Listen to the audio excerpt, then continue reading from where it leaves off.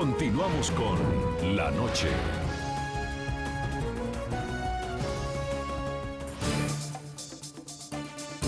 En el capítulo Persecución de periodistas y otras personas que documentaron hechos de violencia, Human Rights Watch evidencia otra de las modalidades de represión usadas por los agentes del Estado venezolano. El hostigamiento contra comunicadores va desde el decomiso de los equipos, golpizas, privación de la libertad e incluso disparos con perdigones. Algunos de quienes han estado detrás de estas cámaras documentando las protestas en Venezuela hacen parte de la larga lista de personas víctimas de las violaciones de derechos humanos. 13 personas han sido objeto de abusos por parte de las autoridades. Su delito, portar una cámara y a través de ella contarle al mundo los hechos de violencia en el país suramericano. La mitad de estas personas trabajan para un medio de comunicación, mientras que los demás eran ciudadanos o manifestantes. De estos casos documentados por Human Rights Watch, 11 víctimas fueron detenidas arbitrariamente. Uno de los periodistas afectados por esta práctica fue Dayana Méndez Andrade, una joven comunicadora social del estado Valencia, quien fue atacada por varios miembros de la Guardia Nacional Bolivariana mientras cubría una manifestación. En el momento que la Guardia Nacional Bolivariana llega, yo tenía mi chaleco del diario, la máscara y la libreta de anotaciones y no me quedó otra opción de correr, porque ellos venían en motos disparando sus perdigones a quien fuera. Corrimos y corrimos, nos resguardamos en una casa donde luego nos encontraron y nos comenzaron a agredir a pesar de que me identifiqué como periodista del diario Notitarde, sin importarle para nada. Recibió varios disparos de perdigón a quemarropa en la pierna y la cadera y posteriormente fue detenida por unas horas. Además de los vejámenes sufridos por parte de las autoridades, a la periodista le confiscaron su teléfono celular, un chaleco antibalas y una máscara antigases.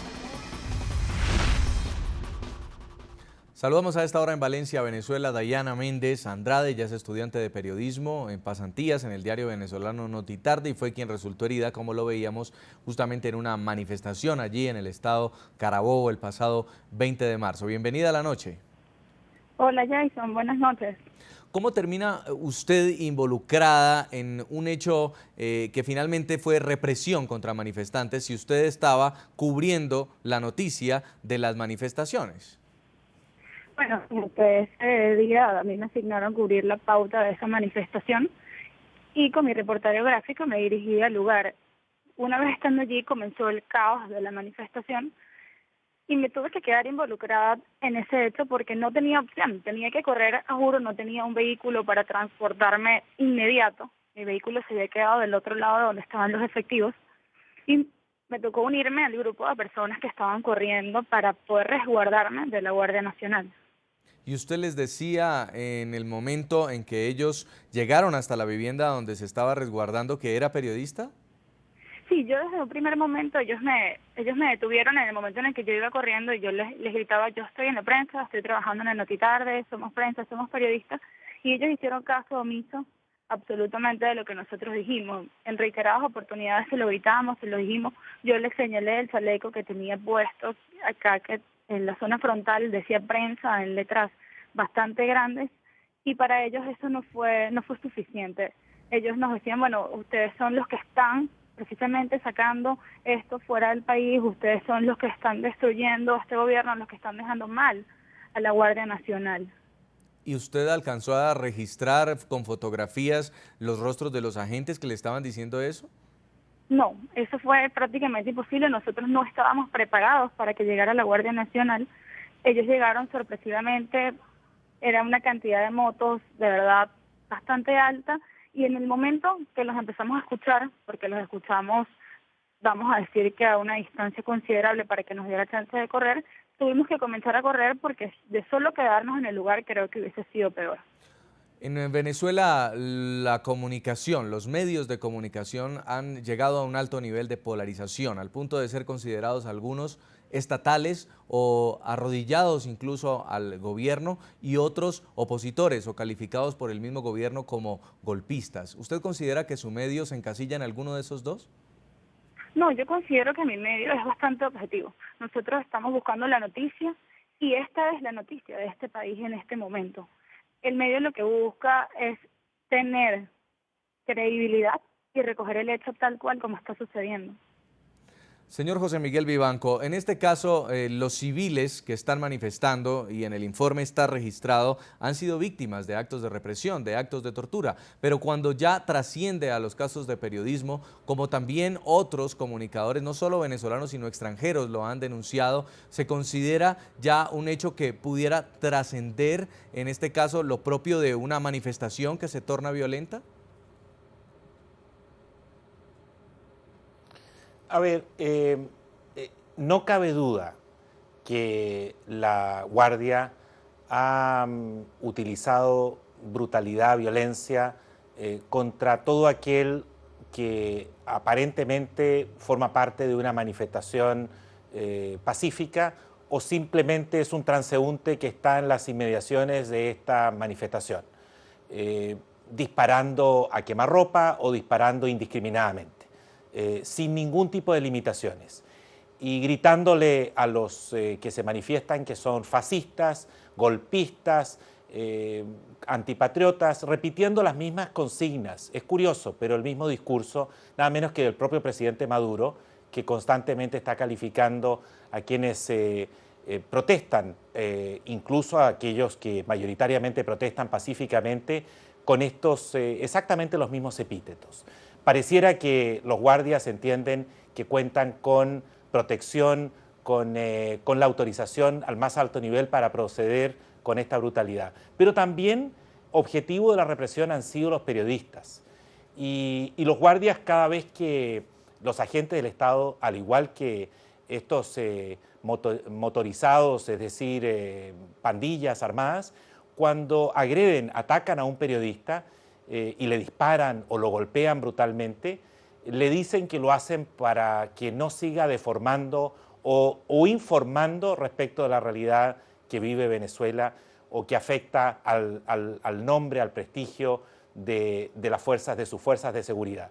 Es evidentemente que un esfuerzo no solo de represión brutal, sino que también de censura, de evitar que se documenten estos hechos y de sancionar al periodismo independiente, aquellos valientes periodistas y fotógrafos y camarógrafos que están en las calles de Venezuela intentando mostrarle no solo a Venezuela, a los venezolanos, sino también al mundo lo que está ocurriendo en ese país, especialmente cuando se agrede, se ataca violentamente a aquellos que están intentando manifestarse pacíficamente, cosa que pueden hacer en otras partes de América Latina, pero por cierto, en Venezuela eso tiene un precio muy alto. En Caracas, Moisés Guanches, estudiante venezolano, hay que comunicar, por supuesto, la gravedad de los hechos a las autoridades cuando ocurren casos como el suyo. Incluso usted estuvo a punto de perder uno de sus testículos cuando le dispararon. Usted reportó este caso a las autoridades y se lo pregunto porque el informe de Human Rights Watch dicen que muchos estudiantes prefieren no hacerlo y contárselo más bien a una organización internacional por temor a represalias o a que se quede impune. Sí, la denuncia se hizo y sí es verdad porque aquí toman represalia y hay mucho miedo porque uno no sabe quién puede venir o quién puede arremeter contra uno, contra un familiar, porque es una situación muy difícil, pues porque aquí los que deberían estar protegiéndonos son los que nos agreden, son los que están haciendo todos estos actos pues indebidos, inhumanos. Entonces es difícil hacer una denuncia formal, pero gracias a Dios cuento con el apoyo de mi familia, cuento con el apoyo de las organizaciones, cuento con mucho apoyo y bueno, decidí hacer la denuncia formalmente al Ministerio Público y sí está en el Ministerio Público. Ahora, sí, no he recibido mucha información, no he recibido muchos datos de las averiguaciones. Sí. Señor, nos dicen que están las averiguaciones abiertas. Señor José Miguel Dígame. Vivanco, director para las Américas de Human Rights Watch, con este informe, ¿qué finalmente se pretende? ¿Cuál puede ser el alcance? ¿Se está haciendo para que el gobierno venezolano actúe, para que la comunidad internacional fije alguna postura, o es dirigido a los mismos ciudadanos que votan por este tipo de gobernantes que cuando ellos deciden manifestarse los silencia? Jason, nuestra obligación es informar en términos objetivos, en los términos más profesionales, de acuerdo a estándares internacionales de derechos humanos, lo que está ocurriendo en Venezuela, como lo que pueda ocurrir en México, en Brasil, en la India, en cualquier parte del mundo, por cierto, también en los Estados Unidos. Nuestro informe tiene el objetivo de enterar y de informar, como dije, a la opinión pública, tanto en Venezuela como fuera. Pero por cierto que nuestra intención es persuadir también a actores internacionales, a gobiernos extranjeros, a la comunidad internacional, para que actúe frente a esta situación.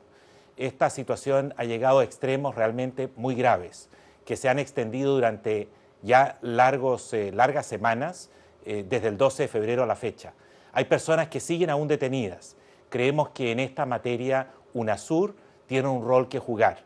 UNASUR ha logrado algo que hasta ahora no se había dado en Venezuela, que es un diálogo entre las partes, pero hasta ahora más bien parece un monólogo por parte del gobierno, y creo que UNASUR tiene la obligación y el reto de transformar este proceso en resultados concretos, como por ejemplo la liberación de aquellos que arbitrariamente están detenidos, el desarme de estas pandillas que actúan con violencia y con total impunidad, la investigación de estos casos, desde luego, y la sanción a los responsables, un ajuste, una corrección rápida a la conducta de los agentes de seguridad, porque no puede ser que sigan actuando de una manera tan violenta, brutal y con total impunidad. Un cambio de conducta por parte del Ministerio Público, restituir la independencia del Poder Judicial,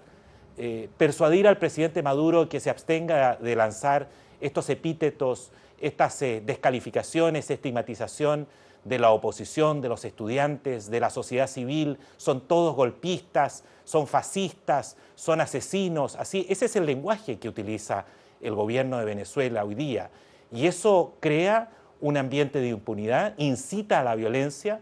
Nosotros hemos podido comprobar en el terreno cómo guardias de la Policía de Seguridad de Venezuela utiliza exactamente estas mismas expresiones cuando están golpeando brutalmente a un manifestante pacífico. Eso sin presión de la comunidad internacional y en concreto de UNASUR, que interactúa constantemente con el gobierno de Venezuela, creo que no va a cambiar.